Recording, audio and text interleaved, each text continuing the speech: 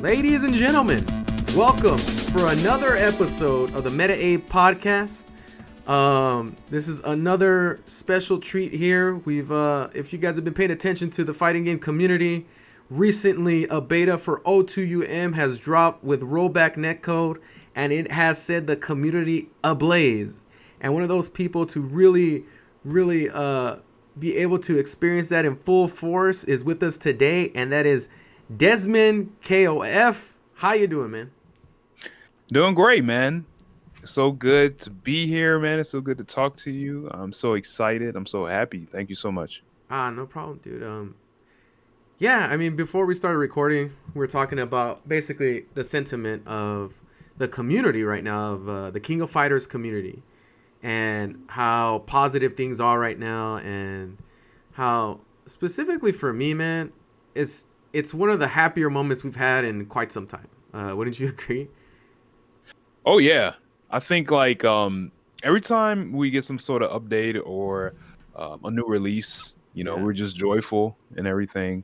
But I think this is like very special in my opinion. Yeah. This is extremely special. We definitely there's so much meaning behind O2UM getting this rollback netcode, because really it's a proof of concept that we've been begging for quite some time, right? Oh yeah, and I do believe many times we've been let down because we keep expecting it to happen in the past, and it never did. But to finally have it happen now, it feels good. It definitely feels good, and it gets us excited for things that's is going to happen in the future, man. It's a shape of things to come. Yeah, that's the other thing that's really shaped my feeling as of this whole entire week that's played out so far. It's the meaning behind this beta, that the future, the present, and we could potentially come back from the past and get new life like we've never seen it before. I mean, O2UM's not a new game, it's been around, and with this update to the netcode, it's gotten probably more play ever potentially in the community because of this. Yeah, I agree with that 100%. A lot of people are excited to try it out, and I believe a lot of those people, they've probably seen the game before, maybe tried it or something. Maybe they had a copy on PS2 or the Xbox 360 arcade version or something like that. But now that it has rollback, man, it gives it a whole new dimension. I think it's the perfect storm. If you really think about what we've been through in the past, starting all the way from 12, actually. If you think about that far back when 12 was first coming to modern fighting game era, there has been lots and lots of disappointments with the online features in KOF games. And we've been let down a lot, like you said. And through this time, though, there's been enough time since 12 that whole new generations of fighting game players have come into the community to represent their favorite version of the game. And most recently, KOF 14 has probably brought in the most new blood and also mixed it with a lot of the veteran blood. Because to be honest with you, I didn't really sense that with 13. I felt like 13, probably majority of its player base was are 13 players. They probably consider themselves 13 players only, except for like us, people that played other games before, or like top players. Yeah. But if you look at the field for like 14, it's everywhere, man. Like all kinds of players. Yeah, I agree, man. It's like I'm very glad for that too, man. And it's good to kind of see different people trying the game out, even if like they don't like it and stuff like that. It's very, very good for people to kind of like branch out from what they expect and what they know. So that's always good. I agree. And that brings us to right now with O2UM, where it's like that new generation never really got a good crack at O2UM or 98FE, at least even with decent netcode, because I mean, it was practically non-existent. And props to you for um, finding matches and making that work. Because I know you've been repping the game for some time now. And that's why I'm super happy that this happened. The first person I thought of was you when they announced this netcode adaptation. And I was like, damn, dude, Desmond's been streaming this for a minute now. And this is probably going to change things, dude. You know, like, he's probably going to have more people to play with than he's ever had. Like, ever. Yeah, I know. I was extremely excited, man. Because I've been playing this game for a while, dude. I've been playing the PS2 version, Yeah. ever since it dropped, and then the Togeki version and stuff like that, and Uh huh. had various kind of ups and downs as far as like my activity Yeah. with O2UM, and it's good to kind of see it ramped back up again now with the rollback netcode. It's just crazy. I mean, this has so many different meanings behind it as to what it could mean for even other companies that don't have anything to do with SNK and what doors it might open for that. And people Yeah, may say that that's what's it called? Uh, they may say I'm being too positive about that situation, or maybe putting too much weight into what's currently happening. But I don't think I'm off base with thinking that, man. no, man. It's like I said, man. It's definitely a shape of things to come. A lot of developers and fans are just Yeah. waking up and just seeing like, oh wow, this is actually a good idea. It's good to experiment with this now. This can change things, and we can work on making it better. So yeah, man, I don't think it's like crazy optimism, man. I think it's realistic.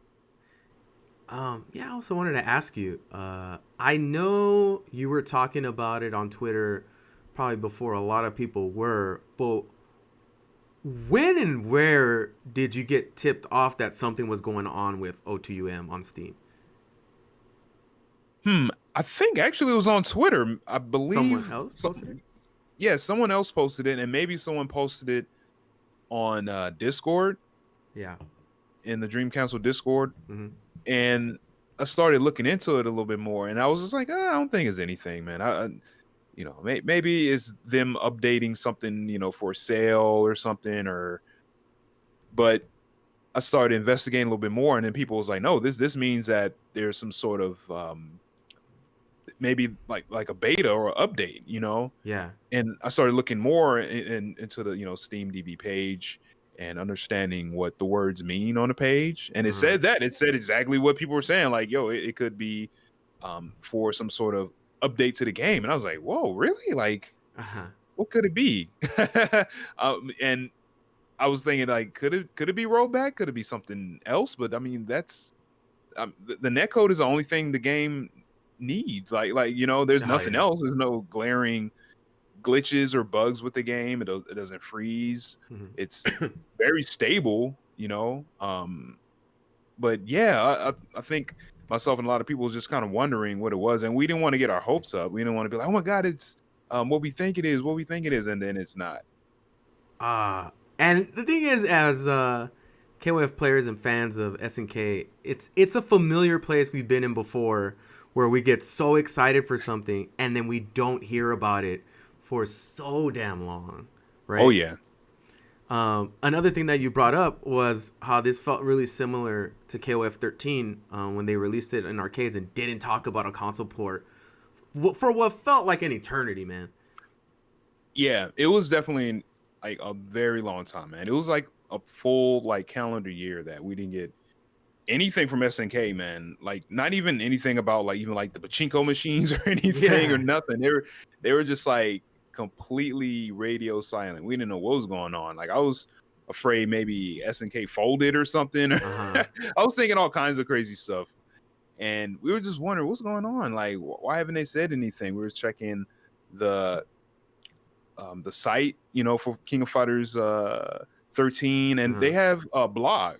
They had a blog of like their progress Yeah, I remember that. with Yeah. the game, with the arcade game. Yeah, and Mm-hmm. they showed like the stages, and and if you translate to Japanese, you can like Mm-hmm. get a little bit of insight of like what they were thinking when they were like designing the game. And we were just looking for anything for console or anything. We didn't even know if it was even going to happen. Yeah.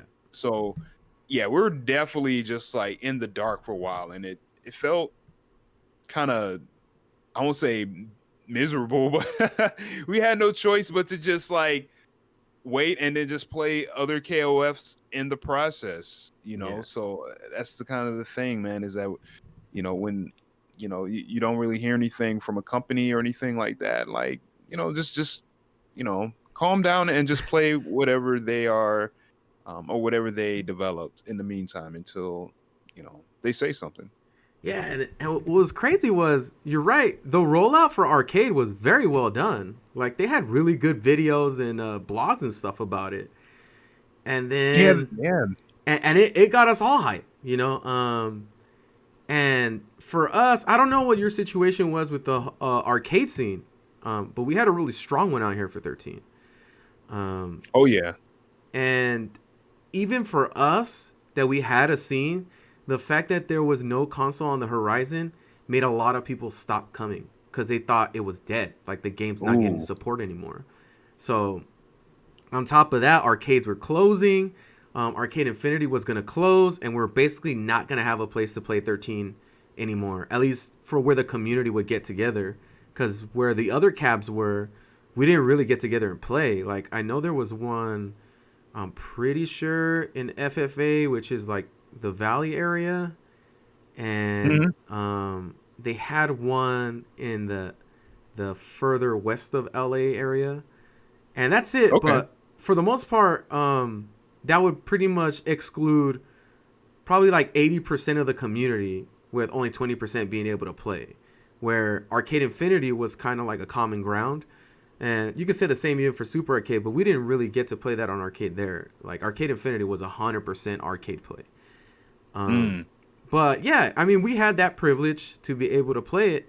But once we started hearing nothing coming out of SNK, like, dude, I mean, if we felt like the game was dead, I can only imagine what other people who were salivating to finally get a chance to play this with their friends at home or whatever, to not get that opportunity. And I never forgot that feeling. Mhm. I always remember that with SNK whenever there's announcements and stuff. I personally try not to get my hopes up. Oh yeah. I always try to think of like, well, let's look at the history of SNK and how they operate over the years, right? This is common if you really think about it. Over the past 15 years, this has been relatively common. And the thing is I think we hit critical mass with the lack of an announcement for Mhm. KOF 15 at Tokyo Game Show, that I was like, man, I think it's going to get out of control now. If they don't announce something, if some Yeah. goodwill doesn't come out of SNK, we are going to be in trouble. Um, Yeah. What's funny is that I was kind of like predicting some sort of announcement like right after that happened, uh-huh. and I put it on Twitter, and then guess what happened like the day after that, Yeah. So it's crazy, man.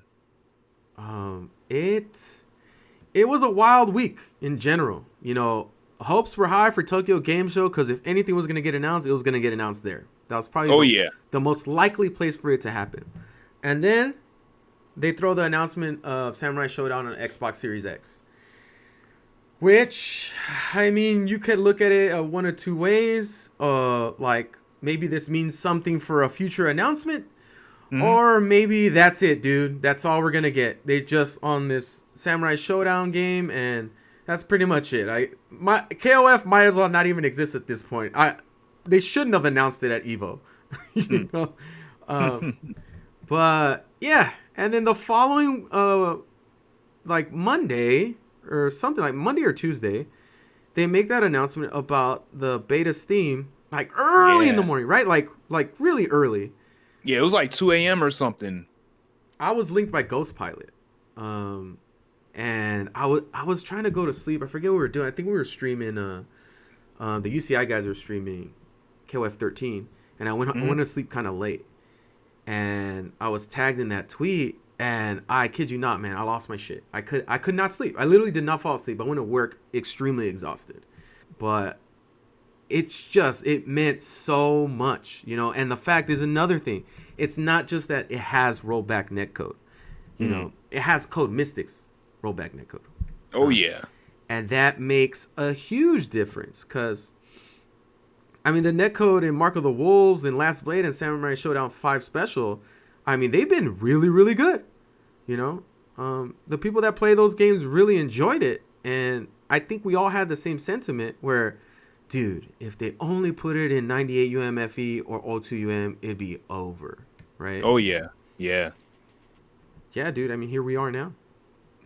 Yeah, man. It was crazy, man.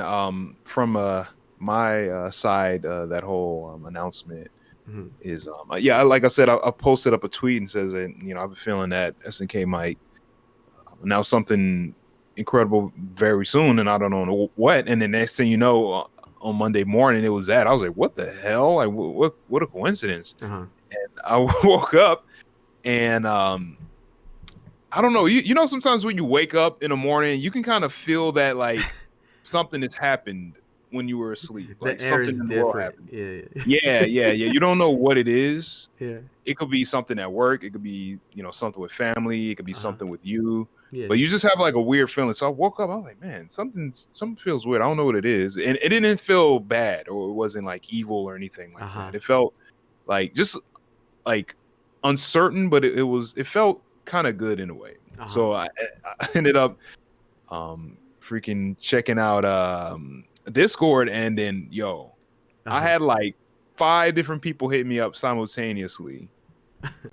And I looked also in the Dream Council Discord like main channel, and I'm seeing a tweet from SNK, Mm-hmm. and it said King of Fighters 2002 UM community beta Yeah. rollback, and I'm looking in the DMs Yeah. on Discord, and I'm seeing I'm seeing Ghost Pilot, I see Crispy Kaiser, I'm seeing all different people that I know. Mm-hmm. And like you just see excitement, you see let's go, here we go, yo, you know, Oh all my that god, stuff, yeah.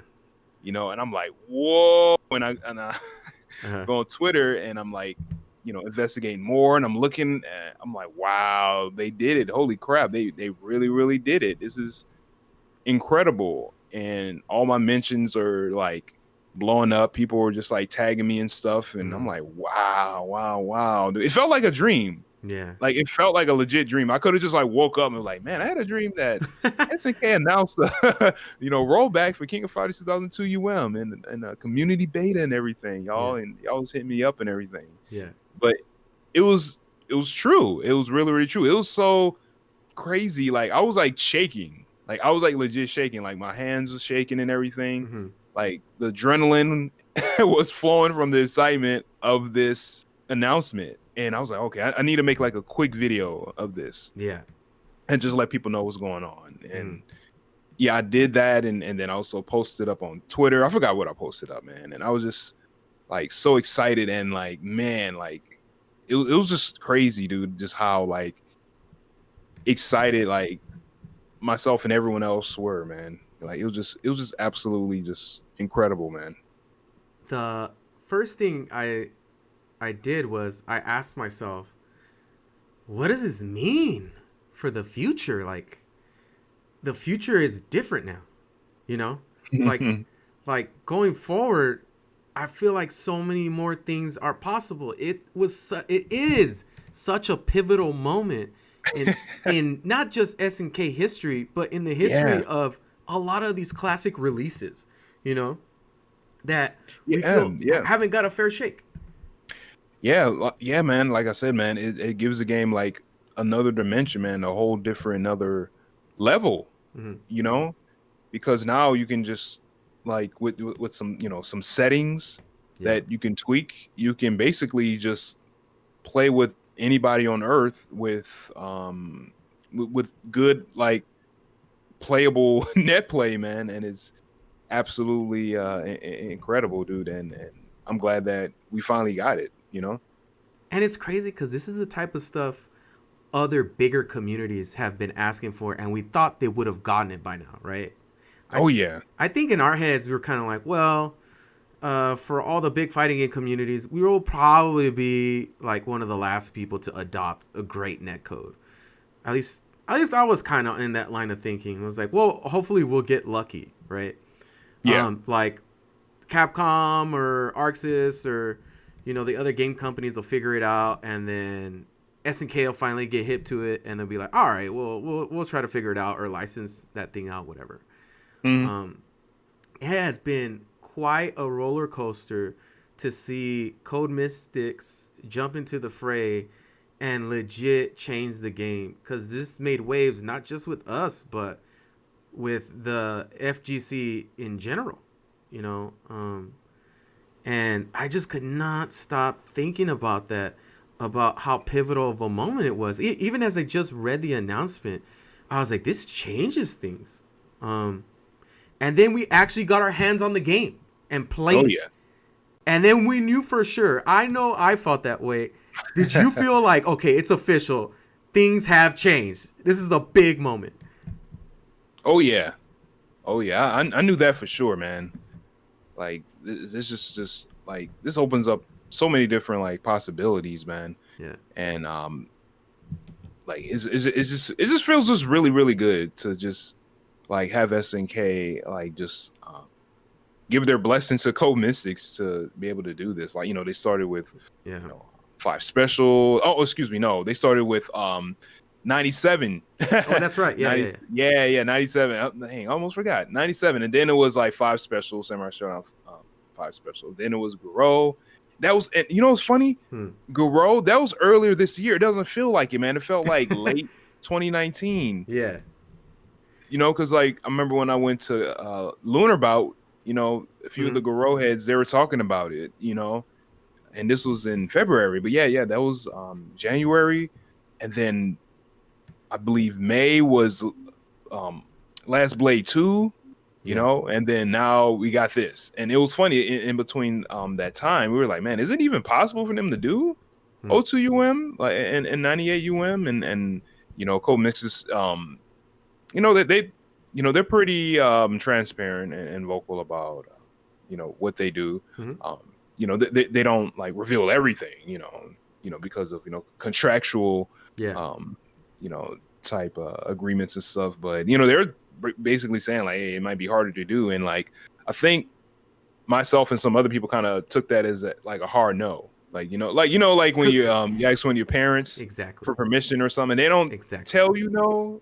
They just say like, I don't know, let me think about it, or maybe, or something like that. Like they give you kind of a very ambivalent sort of answer, really really ambiguous, and that's what I kind of got at first, from it, and then considering like how we've been let down before, I was like, oh, maybe it can't happen, Yeah.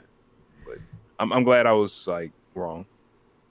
100%, dude. And it somehow was able to alleviate some of the very legitimate frustrations that people had with the lack of announcements for 15. This came out of nowhere. 15 was getting a lot of bad press in the FGC, or at least with us, just for the fact of like, well, at least it could get addressed somehow. Some nugget of information would have really done well for them, especially on the PR side.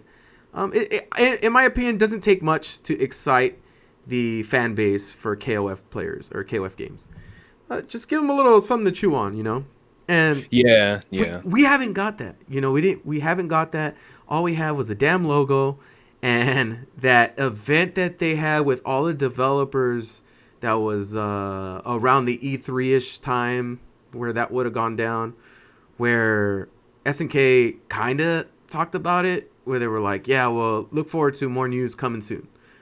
And that's it. And we haven't got anything since. So actually, to really think about in the grand scheme of things, it definitely let off some steam there, because, man, I don't know where we'd be right now with a super frustrated community. I think it would be every day them demanding information every single day. Yeah. Yeah, and it's like now suddenly we went from super frustrated to whoa, dudes, the sky's the limit. Anything could Yeah. happen now.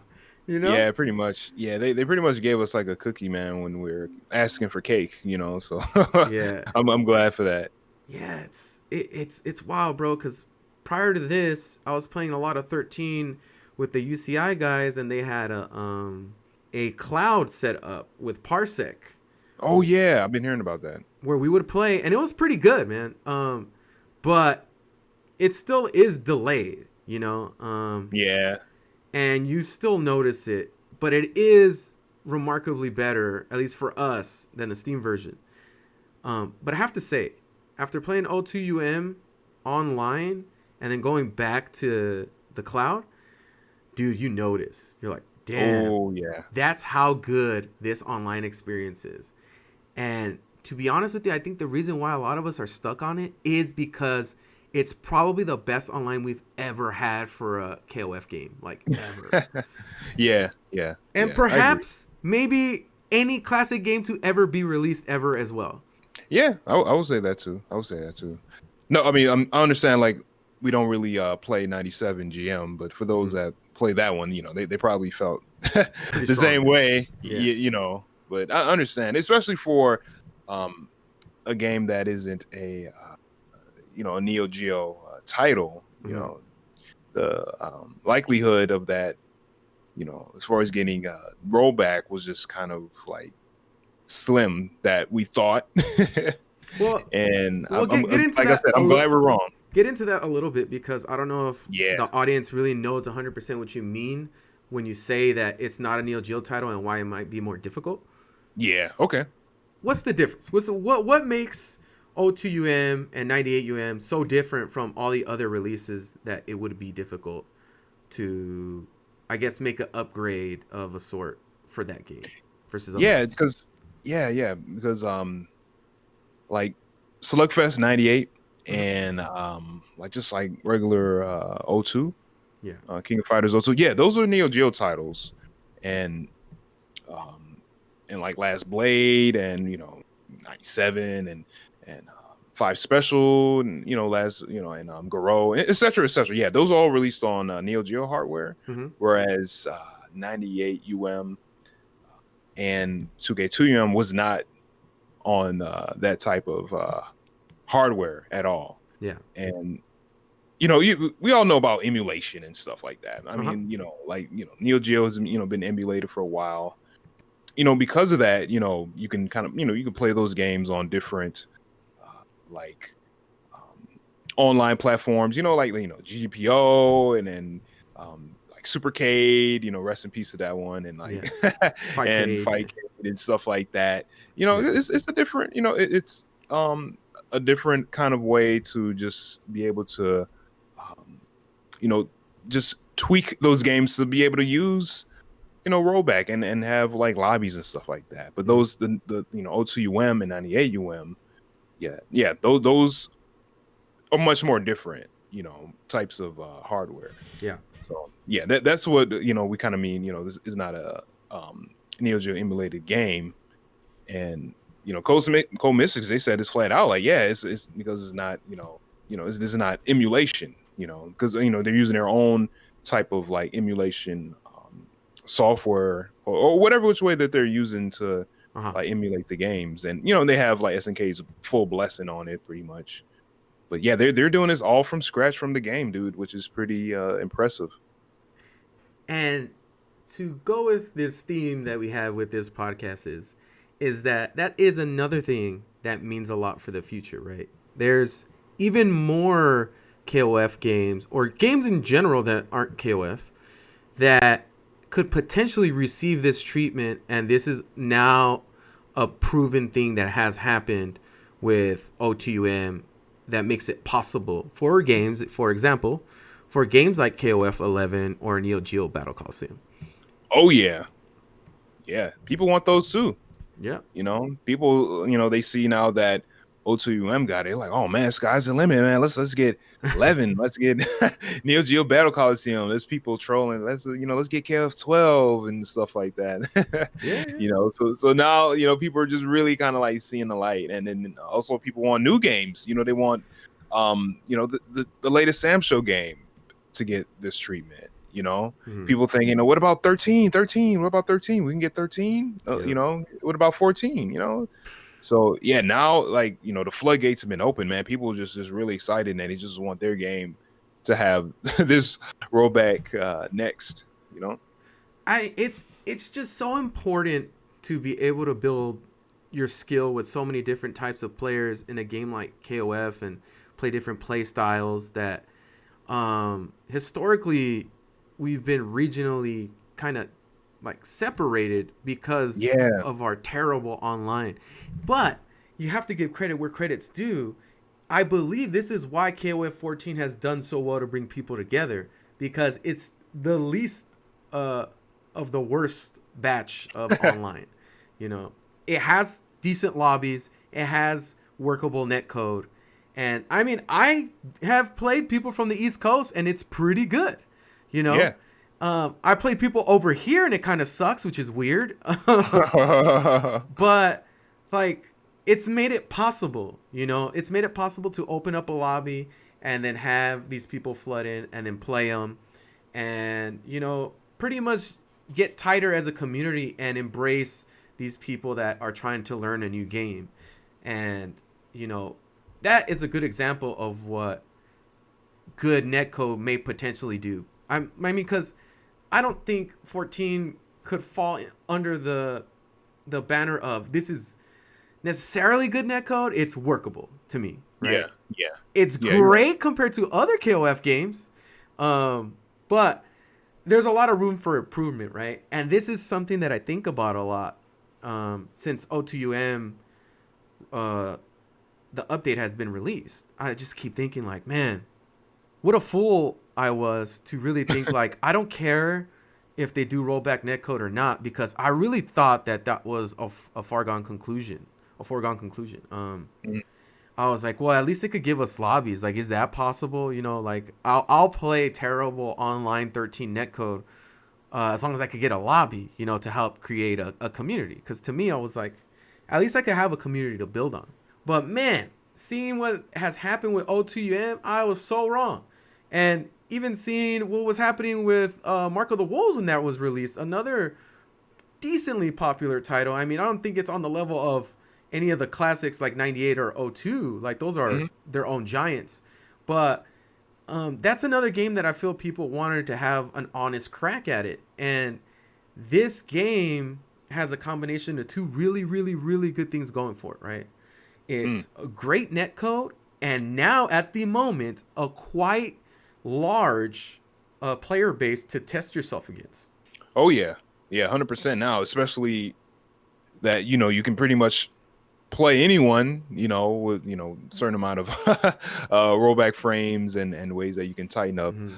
and loosen the input delay. Like now, like it's possible to just play anyone that has a pretty good connection as well. And yeah, there's no like Mm-hmm. um like I would say like voluntary region lock because of Mm-hmm. the delay or anything like that. The rollback opens everything up, which is so cool. Yeah, I found out that I played some people from like across the seas. I didn't even know. And I was like, damn, that connection was pretty damn good. I was like, Oh this, yeah, these yeah. guys were a completely different continent. Yeah, and it just gives us more incentive to stay on something. I'm telling you, man, I played with the UCI guys. Shout outs to those dudes. And they really jumped on it. And it does have a lot to do with, yeah, we're in a pandemic and it's harder to get together and do stuff, right? Because Mm. they do have a community they could play with each other.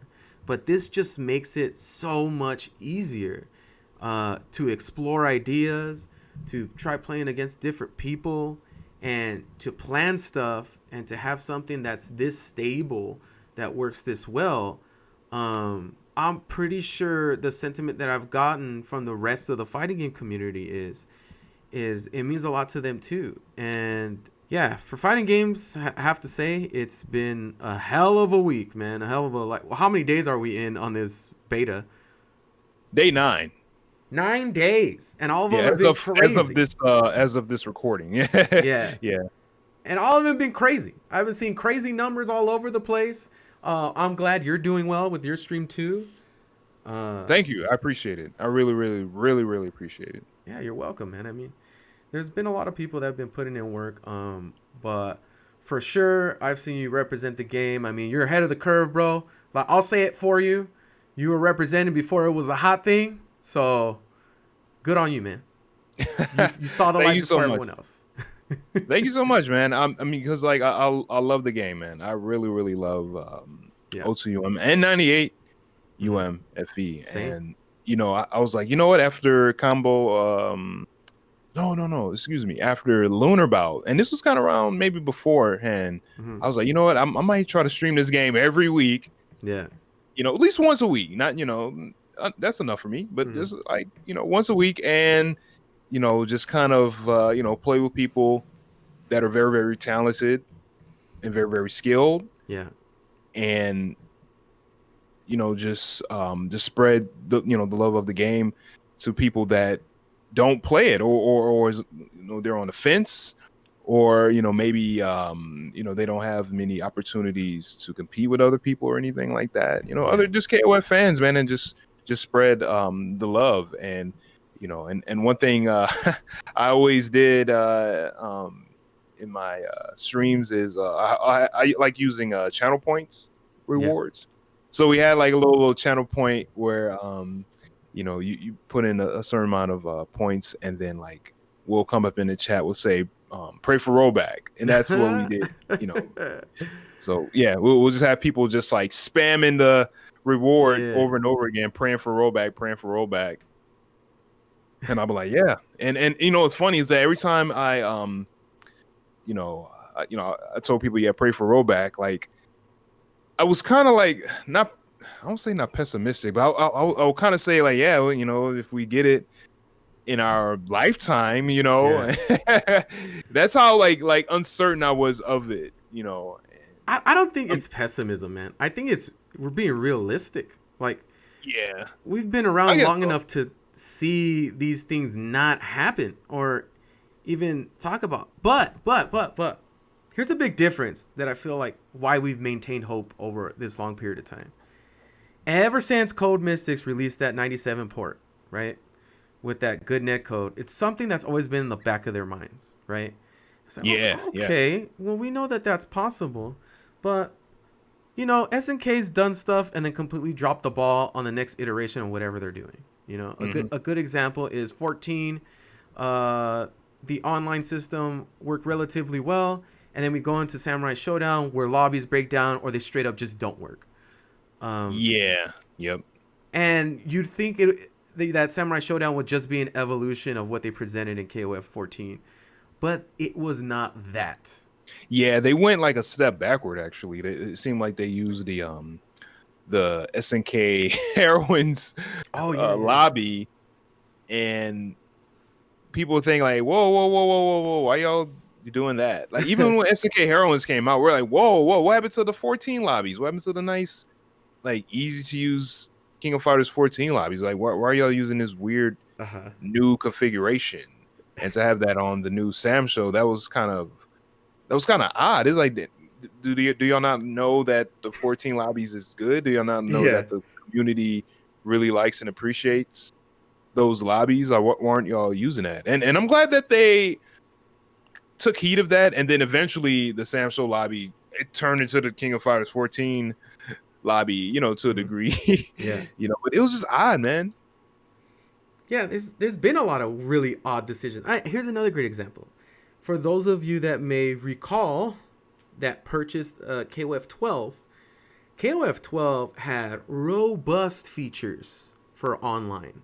It did. Um, but as far as positive things to say about online, outside of the features, the online aspect of actual net play itself was absolutely terrible. Yeah. But what's weird about it is that when they went to 13, they took everything away. All Yeah, gone. they did. Yeah, they did. I kind of expected that too, because like it seems that they had a little bit of trouble programming, um, the net code to be very very low latency with the lobbies Yeah, and the spec mode. And I believe how big were the lobbies? I think you could fit like almost like 6 people up in there or something. something like that. Yeah, Yeah. And I kind of knew for 13, I'm like, yeah, they're gonna take this out because they're having way too much trouble implementing this, man. yeah. Way too much trouble. So yeah, they did, and I mean it got a little bit better, but they sacrificed the lobbies, for more stability. So that's why I always tell people like when it comes to lobbies and stuff like that, it can be hit or miss, man. Like it takes really good programming to Hmm. make really really good lobbies. And you know what? I am that type of person that really puts a lot into the idea that you work on something till you get really really good at it, and then you add a feature to it. You know, Yeah, where it's like, hey, if they could get peer to peer to work really well, you know, good. Get the rollback net code working, great. And then after that, you figure out spectator mode. You know, oh yeah, like figure out how to make that work and master that. Cause I think the problem that we get with a lot of these net codes is that they try to do everything all at the same time, and they just don't know enough of each aspect of building that net code, that you kind yeah. of get this mishmash of stuff that kind of works and then kind of doesn't. I don't know if you ever got a chance to mess around with Guilty Gear Strive when they had the beta that they had Oh, running. I did a little bit. Yeah. Whoo boy, talk about, oh, that was very SNK like how they dropped the ball. I Yeah, was yeah. like, dude, it made no sense. The netcode itself was pretty bad. The lobbies were like, fuck. I don't know what the hell was going on. I don't know. Like, I was dumbfounded by the setup Yeah, that they I had. didn't. Yeah, no, I was wondering what it was. I'm like, what is this? Is this Habbo Hotel, man? What is this like? Yeah. What's the like theme like here? it What are we looks like going a here? flash game. Yeah, it was weird, but I don't know. I kind of like I was in my head. I was like, like they're trying stuff, man. They're Right, trying, right, man. I right. mean, I wasn't gonna be like very Critical. hard on them and critical. Yeah, with them, I'm like, yeah, they're experimenting. They're new to this. Let's give them some time with it. Hmm. But it still was bad though, and Yeah. hopefully they know that. Yeah, and then yeah, you gotta put everything into context too. Is like, according to at that time, the release schedule was like the game would have been out by now. I think. Ooh, I kind of can't remember the time, but I'm trying to remember when the hell did this beta happen. It was supposed to come out this holiday season, I believe, yeah, yeah. at some point. So, um, from what I've seen, if a game is coming out and it's that bad, it's usually not going to be that much better. Uh, I mean, especially with, I'll give you another example. Dragon Ball was so bad on release date with their lobbies and online.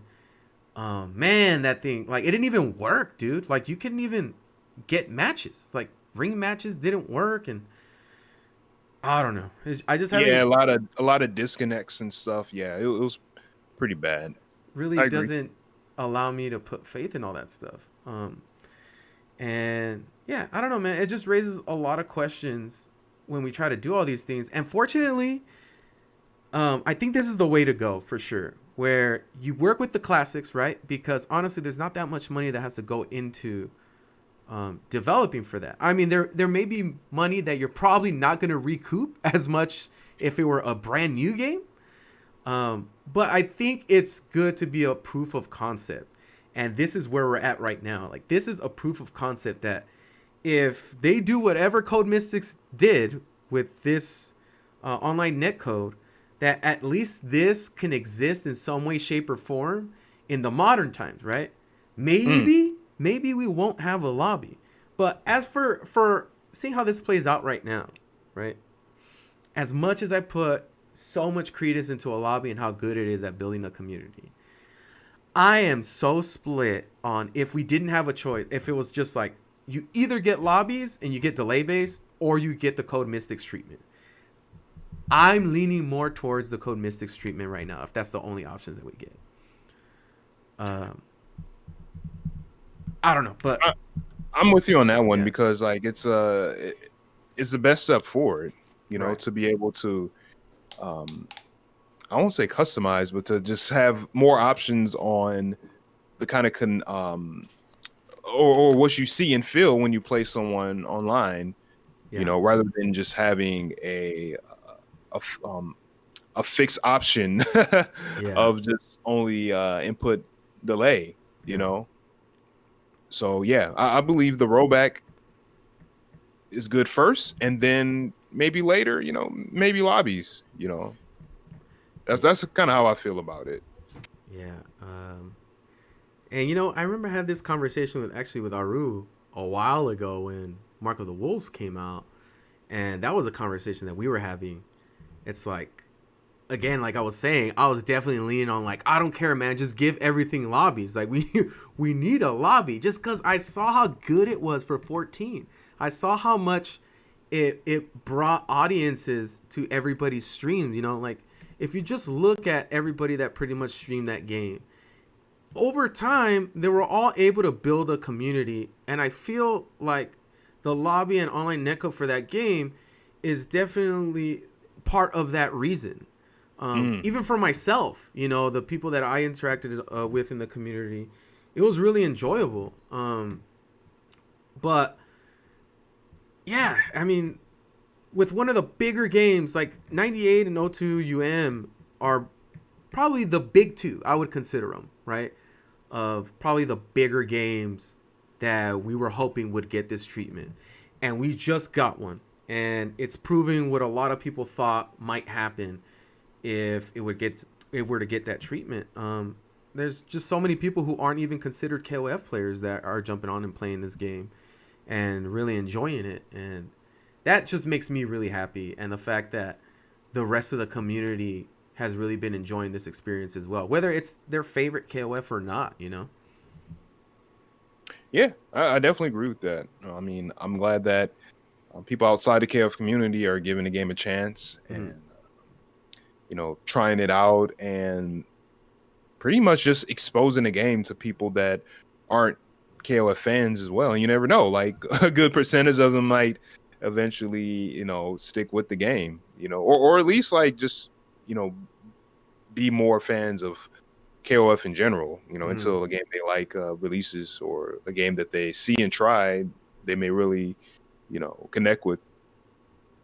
Oh man, I just can't stop thinking about the possibilities. I'm like, dude, what if they did like the Marvel versus series, or like I'm thinking about across the board, like all the other games if they had this treatment. And oh man, I just so many possibilities, so many. God, Guilty Gear games. Oh my god. Oh yeah. Uh, um, yeah, man. I mean, like I said, I'm really happy for the community. This is a really bright moment. Everybody's streaming and having a good time, and this has got me to be very reflective on my own personal experience in the KOF community, and I've thought a lot about it, about how I started and what got me into this community and why I appreciate it so much. But yeah, man, I like, just for the people that don't know, like how far back do you go with this community? I remember seeing you for some time, but I don't know like what your initial entry point was. But I know we've been here for a while. I'm pretty sure it goes Um, further back. a little bit, yeah. It started out kind of just like local in my area, Hmm.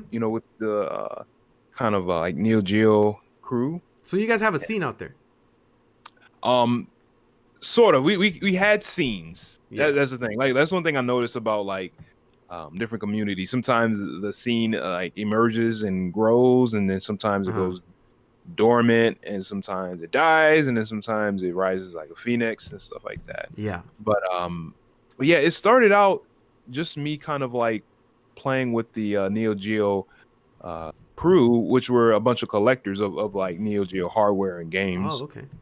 and a lot of them had different gatherings and whatnot. So they'll Hmm. have like a gathering like every summer or every other season or something like that, and just gather and bring all of their collections. And I remember just playing like 98 with them Mm-hmm. quite a bit, and playing on the sticks and the Neo Geo sticks and stuff like that. Oh And damn. I made friends with a couple of the people there, which was very, very nice. And I remember one year we decided to do a tournament. It was the Neo Geo collectors with like the general FGC, Uh huh.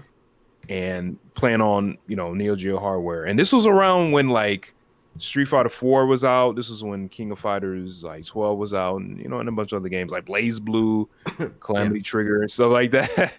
Mm-hmm. So yeah, we had a tournament kind of mixing the two communities. And I remember like playing on GGPO around that time because I wanted to really like practice for that tournament. Mm-hmm. And I remember trying like practicing for Street Fighter 4 and stuff. And when that tournament happened, I actually got like second place in '98. Mm-hmm. And in Street Fighter 4 and all those other games, I got like 0-2 and I got like demolished. But when Yeah. I got second place, I was like, wow, am I good at this game or could I be good at this game? And I was also thinking like, well, not that many people play this game. It was like an 8-person bracket or something like that. Yeah. Yeah. Yeah. And then after that, I just kind of started just delving in more into KOF. I was like, okay, let me study this game a little more. Let's see if I can play with more people. So I just started just like playing with more people locally. Started playing more on GGPO and whatnot. And then after a while, like one thing kind of like led to another, man. I just started talking with people on the SRK forums, the Shoryuken forums. This was back in like 2010, and then after that, making more friends with different people, kind of going on different IRC networks. I used to be on the Pound SNK Play More IRC channel around that time. Yep. And then also, the SRK forums kind of like gave birth to a thread that was all about like brainstorming, and came out of it was dreamcastle.com, which was like established in like 2010, like late 2010, maybe like early 2011. Yeah, I remember Then that. Yeah. yeah. And then from there, I mean, it had kind of a rough start. I'm gonna be honest with y'all. Like it had a very, very kind of rough beginning, because the community wasn't really like decided on it pretty much, and it was something new, something new that people had to kind of like get used to. And I helped out with the site just as like a general moderator, and then after that, just kept moderating more and more, got to like global moderator, and then I started playing more with my local crew. Our local crew got pretty strong, even though we're like 5 deep, maybe 6 deep. Started traveling to Midwest tournaments, and just kept growing and growing from there. 2013, I eventually became the head administrator, the creator of the site, Neilcam. He decided to pass the torch where he can concentrate on his studies and his personal life, and decided to give myself and Kane 317 like administrative position. Yeah. Shout out to Kane 317, good friend of mine. Yeah. Shout out to Kane. I might have to give him a call sometime. Yeah. But yeah. So after that, it just kept snowballing and just all the way up to now. To where the site, the forums are pretty much inactive, but we've kind of transformed onto Discord, and we have a pretty strong social media presence, and YouTube and stuff like that. So yeah, that's kind of it all started. I just started getting to know y'all, you and the SoCal crew, different crews in the US. So yeah, that's kind of how I started. That's kind of like the whole story in a very like condensed version. Yeah. One sec.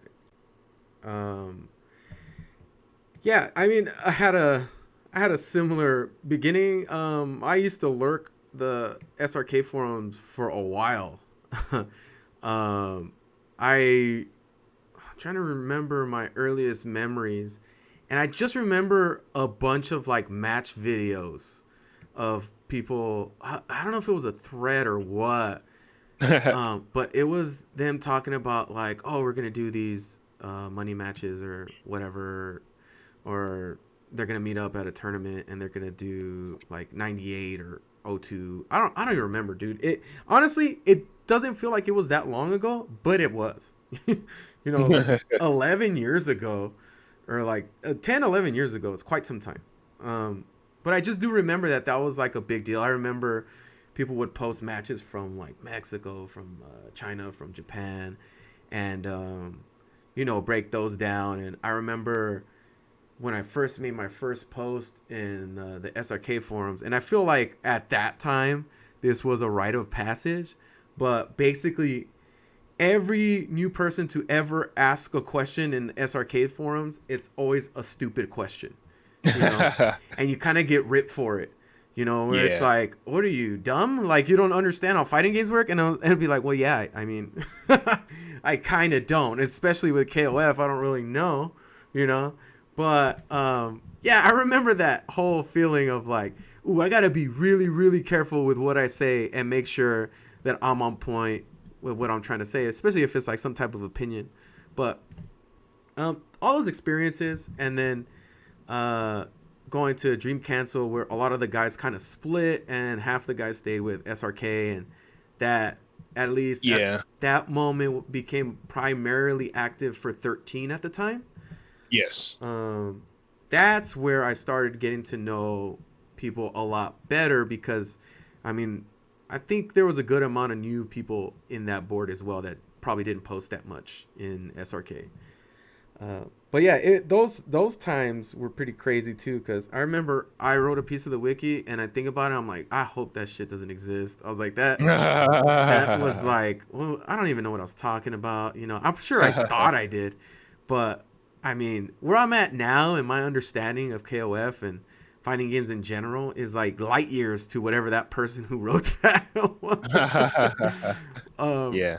But all these experiences, especially to the point that where we're at now, where I mean, it's weird to say that we're in a position of being like veterans, but we've been around for a while at this point. Oh yeah. And we've seen a lot of ups and downs in the community, and that whole experience with the SRK forums and Dream Cancel and dealing with the community in general over the years has really brought me to a place of trying to find better understanding with a lot of the different types of people that we deal with in the SNK community. Yeah. Yep. And I know, at least for us out here, since we do have a really strong arcade scene, it's typical for a lot of us to not really post, like, period, because we kind of don't have to engage in these conversations on the boards, because we have ourselves, and then these guys, like, there's probably like 5-6 people in SoCal who are at a world-class level. Like, they could be anybody in the world, so I never felt like a reason to have to be like, all right, well, I don't have a choice, Desmond, what do I do with this proximity unblockable, man? Like, what am I supposed to, what is that? Yeah. What's the difference between a command grab and a proximity attack? What, like, I don't know what a wiki is. Like, I don't, like, I'm supposed to read that? I don't like reading text. Let me just ask somebody, like, I've always pretty much felt like I had ADD reading anything in the forums. I was like, I don't want to read this, dude. Let me just ask somebody, like, in person. It's a huge advantage for me, at least. But it's even the same now. A lot of those guys don't even post on Twitter. They're not even on Twitter, Yeah. They're inactive pretty much, So that's why I think this is important, that O2UM is happening to bring it all together. Is it'll bring those people back, because I feel like they have so much value to the scene, whether it's just watching their play or hearing what they have to say now that they never had a chance to say before, and I mean, the same goes for us. Like, we didn't have a platform to talk about stuff like this, or to share our sentiments with the actual developers or with the people that are actually making the netcode. That we're in a much different territory now than we ever were back in the forums, I mean, like, we can get a pretty definitive answer pretty quickly now, as opposed to before. We're in the dark. We gotta believe whatever the dude that's spreading the rumors in the SRK forums is saying. You know, I mean, that's all you got to go off of. Yeah, it's definitely to put a nice bow onto this whole topic of KOF and our love for it and where we think it's going. We're at the best place we've been potentially ever, and yeah, man, I can't wait for us to ride this out and get that eventual 98 UMFE, baby. Bring it. Let's get that 98 UMFE. Yeah, man, I'm ready for that, man. I think that might be on the horizon in the next few months, maybe like early 2021. Yeah. But I'm ready for it, man. I mean, I know that our prayers for Yeah. the rollback are extended to 98 UMFE. Mhm. Hopefully, it won't be too difficult of a process for Code Mystics. Hopefully, they can just copy and paste what they did in O2UM, tweak it a little bit, and then now we got 98 UMFE. So we'll see about that, man. We'll definitely see. I'm excited. I'm very, very excited. And then you never know what might happen after that. Yeah, man. We definitely got a feeling of like we got you right now for the Yeah. net. Like I was saying this in the last podcast with Gibby and Chris and Hell Pockets. And I was like, dude, there's nothing like the stamp of approval of Code Mystics netcode right now. Like, it means so much. Their stock must have risen like so much because of this in the eyes of other communities and the developers. I feel like it's impossible for them to not notice, like, so what's going on over there with SNK, you know? Yeah. 100%, man. Like Code Mystics, they make it official. You know, it's just like when you go to the store, man. You get the real name brand stuff, man. You get the like the General Mills cereal or something like that, Exactly. man. Or and then or you go to the toy store, you get the Mattel or whatever, You and get then an you go to the Actual Lego set, like yeah, Legos. and it's not like a dollar store brand or something like that, knockoff of Yeah. a certain product, and that's what it kind of is with Code Mystics, man. It's official. It's quality. It's great quality. You Yeah. can communicate with them easily on Twitter. If you have like a question, they're selective about what they respond to, of course. Oh yeah, But man. Tell me about it. but Did you see my yeah, tweet? I Did know. you see that tweet I put? Yeah, I saw that. Yeah, that was pretty clever. I thought that I had him cornered, bro. I was like, all right, I think I figured this out. You know, I played chess with Gibby, who I don't know if you guys have ever played Gibby in chess, but this dude is ridiculous. Like, you don't believe me? Challenge him on chess.com or whatever it is that you can play him against. Dude, he's insane. Anyways, yeah, I thought I had a checkmate, bro. I was like, all right, because it's a win-win. Because it's like I don't think they're gonna respond. So basically, we get to like have high hopes. Like, oh, all right, Yeah, maybe they're on it. yeah, But when they put funny and they responded, I was like, oh my god, they actually yeah, responded. And then what people posted in that thread, it was so funny, dude. I was yeah. laughing It for a was bit. hilarious. It Yeah. was absolutely hilarious. Uh, but yeah, dude. The transparency is nice. I like what they've been doing. Yeah, that stamp of approval is so real right now. That I really do hope that SNK continues to work closer with them. And whatever happens to that company, I hope nothing but good things come to them because I feel like they deserve it. I know they've said a lot of stuff in the past, like uh, I forget which version it was, which game it was, but they said that they took time out of their own day to do something to the netcode or something. What did they do? I can't I remember off the. believe, I believe maybe it was 97 GM. Hmm. I believe it was that game that they said that they just did it like recreationally, Yeah. like it wasn't under assignment. And I think, and they also posted up a thread in the Steam forums like, how badly do you want rollback netcode? And we're trying this out with 97 GM. Yeah. We're you guys like it, and and stuff like that. And everybody like, ooh, people jump immediately. Oh, what about 98 UM FE? What Uh-huh. about Suge 2 UM? Yeah. So yeah, I think it's that one. Maybe it was another game that you're referring to, but from my perspective, that's from what I saw. That 97 GM was like just something they were just experimenting with. um, all right. So I kind of want to change gears a little bit. We've talked pretty good amount of time about KOF and what it means to us, and yeah, safe to say we're in a really really good spot right now. But I don't. I feel like this is definitely going to be a topic that we'd have to talk about on another episode.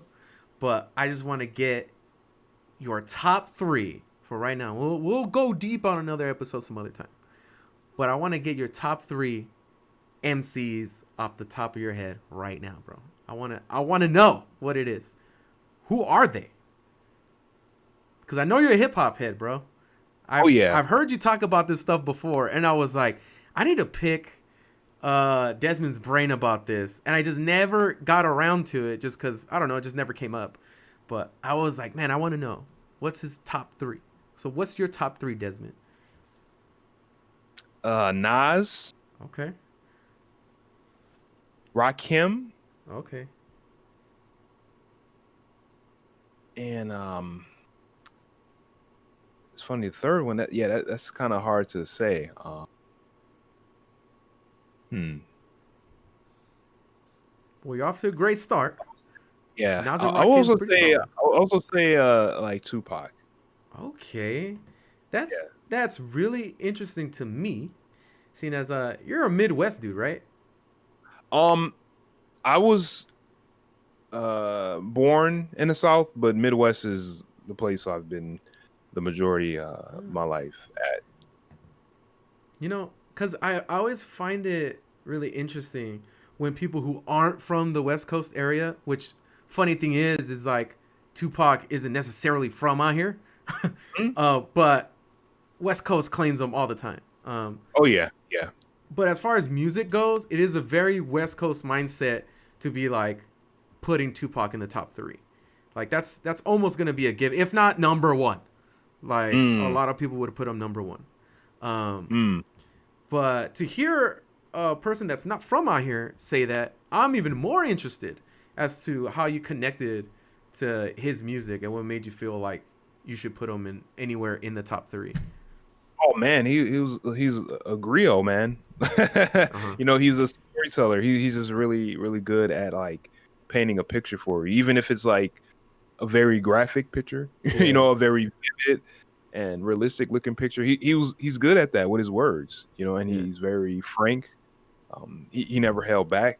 Um, he had a very diverse mix of like fun party songs Yep. and then very serious, um, conscious Mm-hmm. songs.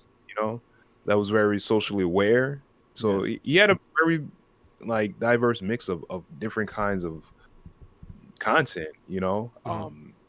He 1 second, he's talking about his mom, dear mama, and then another song, man, he's frustrated, and he sounds like he wants to like kill someone or something like that. You know what I mean? Yeah, you could definitely hear it in his voice, like the way that he emotes in songs.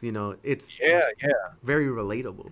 You know. yeah, yeah. So that's what I believe. Tupac is kind of inspired me with is just you know not being single dimensional. Like he wasn't single dimensional at all. He was very multi-dimensional, and I guess that's why myself and a bunch of other hip hop heads felt like Yeah. he was just very multi-dimensional. He was prolific, Mm-hmm. Yeah, most and definitely. he made classics, man. He made hits, classics, even the songs that wasn't classics at all, man. They still reverberated, man, just so deep with people, man. So yeah, that's why like I think Tupac is just he's definitely one of the greats as far as MCs go. It's crazy because I think Tupac is I don't think you could really.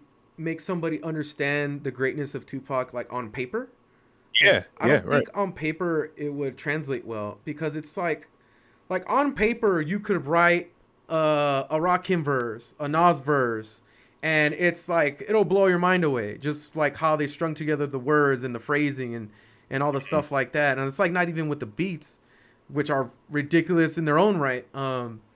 But it's just how he says the thing that he says, and the content that he talks about. It's like you said, like with Dear Mama or Keep Your Head Up. Like even the Yeah, more super pop, like ones that did really well popular, like were yeah. popular songs. I know Keep Your Head Up meant so much to so many women. Oh You yeah, know, oh yeah. I grew up with those women, and for that song in particular, they really really appreciated Tupac on so many levels and identified with him as like this is the dude for me. um that maybe we as men didn't really connect, but I still felt like I did. But just that message was directly communicated at women.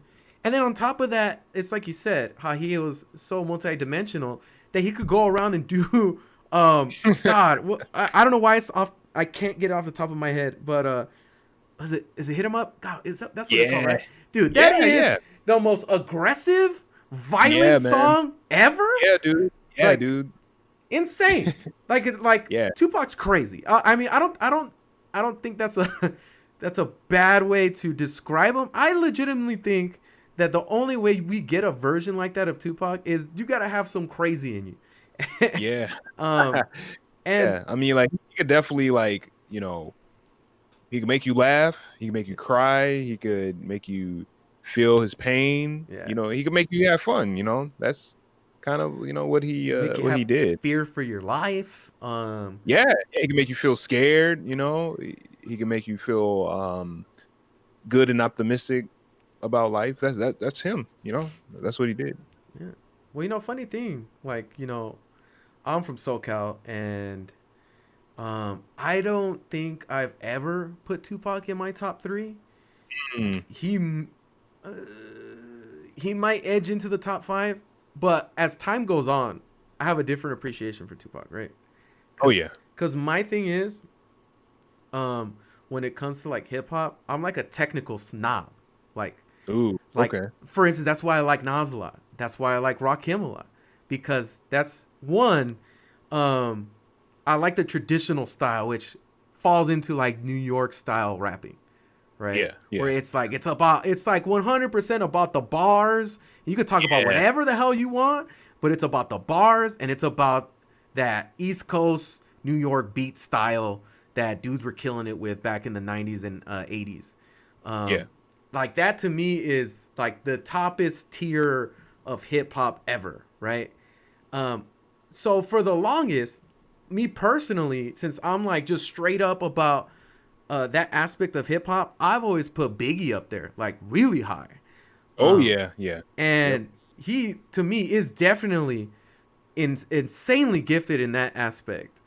But in current times, as a grown up and a person that's gone through a lot in their lives and experienced life and stuff, I find that I relate more to not just what Tupac's saying, but in how he felt about things, the frustration that he really felt in his life, and that is really comparable to like one of the more recent hip hop artists that we lost recently was Nipsey Hussle, right?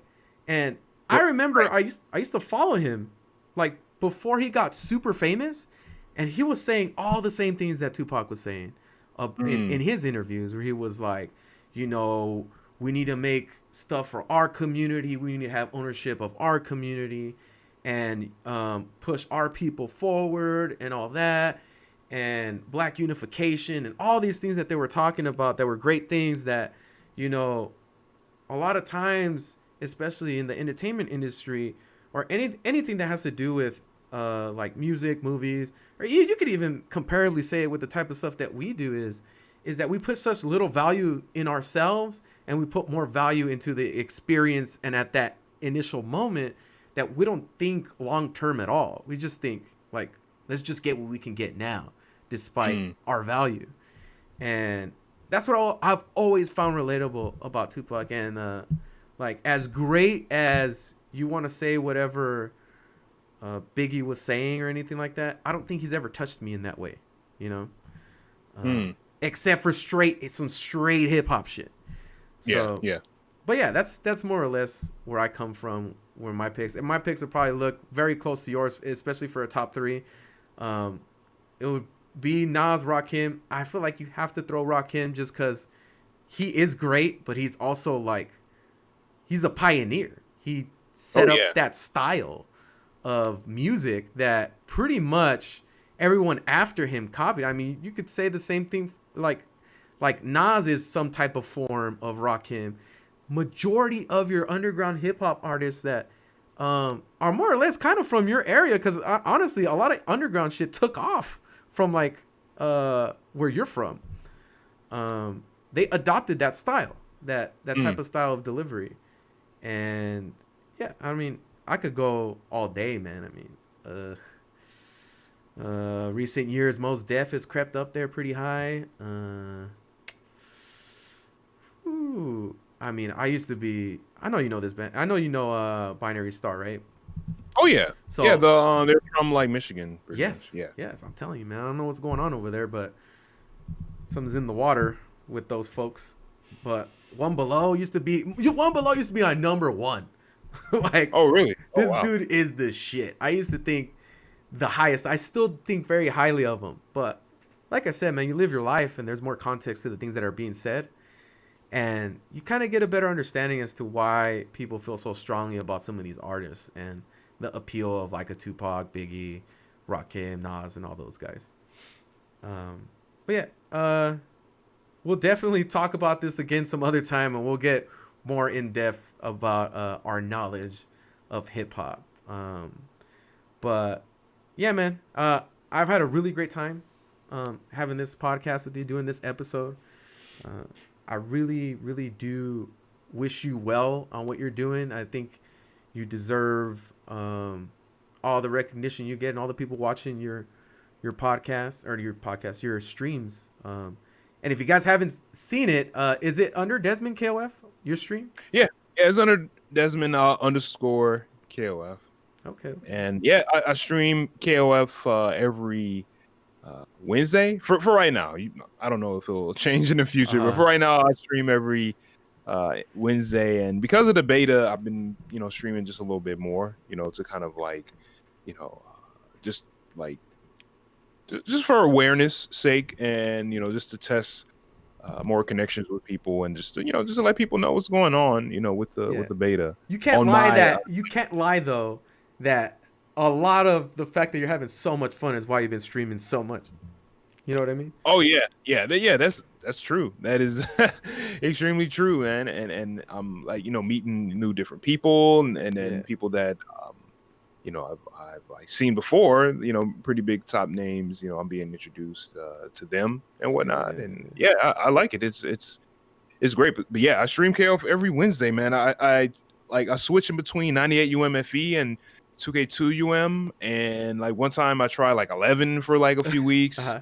And so yeah, I love those, like those pixel based KOF games, that I used to play a lot on like PS2. Yeah. I just get a very strong like nostalgic vibe from them, and yeah, that's why I love them so much, man. Like that's why. And then every other day, I stream like retro content. I stream indie games and stuff, man. I go all over the place, man. Yeah. All over the place.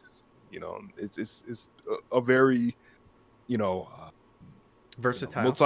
multi-dimensional, yeah, diverse, kaleidoscopic stream. Yeah. Like I just like streaming what I like. Yeah. That's really it, and I like sharing like interesting, weird things with people. So that's me in a nutshell. Oh, you know what? I just remembered something. Don't spoil it for me, because I haven't caught up all the way. God, man, I don't know where my brain's at right now. But I know you've been watching. God, what is the name of that show? The HBO show. Lovecraft Country. Yes. Yeah, yeah. So I've been watching it. And I definitely want to invite you to do an episode with me to review the season so far. Oh yeah. Because I want to do one before the season's over, and then I want to do a review of the entirety of the finale Ooh, okay. afterwards. But Okay. yeah, I know I've been seeing you post about it, and I was like, damn, I want to have Desmond on to do that with that show, because I'm pretty sure that Chris has also been watching and that he's caught up. Oh, So, nice. so yeah, and I've been really digging what I've been watching so far. So, Oh yeah, I love it, man. I love the show. It's great. all It's right. absolutely great. It's just craziness, you know.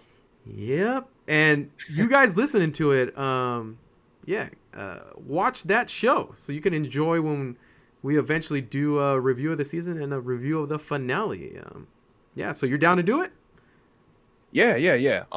Just to let people know what it kind of is. I had a little trouble describing it to people Uh-huh. because it's just like so all over the place. So basically, like my kind of assumption of what's going on in the whole series is basically it's set in the 1950s. Yeah. Group of black people basically surviving in a world filled with like monsters and magic, and they're trying to protect themselves from the racist white people Hmm. of that era. And each of those the main characters and some of the supporting characters, they're into different types of like content, like some one of them is into astronomy, another person is into like fantasy novels, another person is into like science fiction. Yeah. There's a girl, she likes to design and create her own like comic book characters and stuff like Yeah, yeah. that. So in every episode they're just like investigating something new with the world that they are living in, and they're trying to protect themselves from just like evil racist white people that Yeah, yeah. occupy where they live, and they're just trying to figure out what's going on, like what's up with all this magic stuff, and Hmm. what are these monsters, and like who is this person, what like how can we protect ourselves and survive in this crazy world. And yeah, it's a crazy show, man. Like every episode has it feels like a different show. It's like an anthology almost, because they have Hmm. like different concepts in every episode. But yeah, definitely check it out. I like it. I definitely think it's one of those shows that if you're not sold on it with the first episode, then you probably should drop out. You know? Yeah, I also kind of noticed like there's no, you know what? It's that, and also I do feel there are some people that like the first episode, but they kind of expect every episode to be like the first episode. Oh, okay, okay, So yeah. they watch the second episode and they're like, "What's going on? What's all this crazy stuff?" Because like I felt that way too. I'm like, "Whoa, like this is like completely different from the first Uh episode. huh. Like, this is a completely different concept." It kind of feels like, there's like a different set of like writers and directors and stuff in every episode. Yeah. So yeah, just to let y'all know, it's a very like diverse show as far as styles go with like each episode. So just kind of give it a chance. Yeah, definitely recommend giving it a chance. And look out for that pretty soon. We'll have something going for that pretty soon. But yeah, like I said, Desmond, it's been a pleasure. Thank you very much, sir, for being on this podcast with me. Thank you for inviting me, man. This was a lot of fun. I look forward to more discussions with you and anyone else that you would like to have on this platform. It's pretty good. I like it a lot. Thank you, man. All right, folks. If you like what you're hearing, please like and subscribe. Leave a comment. Let us know what you think. What do you think is going to happen in the future of KOF, the SNK community, the future of SNK games, FGC in general? Let us know. Who else you want us to talk to? What do you want us to talk about? I may not take up your advice, but it's nice to hear. But all right, folks, you guys have a good night, good evening, good morning, good afternoon, and take care of yourselves. Peace. Have a good one. Later.